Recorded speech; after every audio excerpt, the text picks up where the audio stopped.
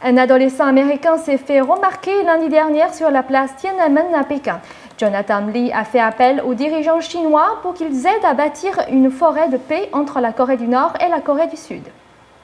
Lundi, un adolescent américain a été amené par la police pour avoir brandi bien haut une banderole sur la place Tiananmen.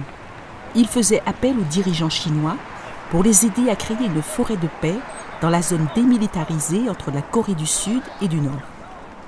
Jonathan Lee, âgé de 13 ans, a immédiatement été amené après qu'il ait déployé une banderole. Selon son père, Lee et sa mère sont actuellement interrogés dans un lieu inconnu. Le but de Lee est de planter des châtaigniers dans la zone démilitarisée entre la Corée du Nord et du Sud afin de créer un parc pour les familles et que les enfants des deux pays puissent communiquer pacifiquement. Lee avait déjà organisé des activités sur site en Corée du Sud et aux États-Unis. L'idée de la forêt de la paix pour les enfants lui a été inspirée il y a 3 ans, suite à la rencontre avec l'ancien président sud-coréen et la lauréate du prix Nobel de la paix Kim Tae-chin, qui lui avait donné des informations sur les difficultés de la péninsule coréenne. Ma lettre concerne la forêt de paix pour les enfants. C'est un endroit où les familles pourront se rassembler.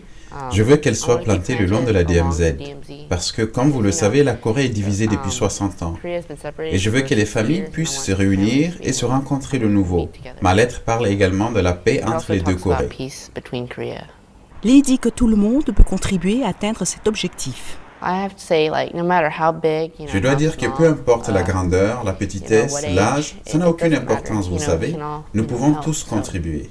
Alors, levez-vous et aidez. La mère de Lee se tient derrière lui. Il mesure les risques qu'il prend. On lui a parlé, il est prêt à aller de l'avant. Il fait quelque chose pour aider cette terre. Comment puis-je lui dire non? Vous savez, il ne fait aucun mal aux gens. Il essaie d'aider et je vais le soutenir.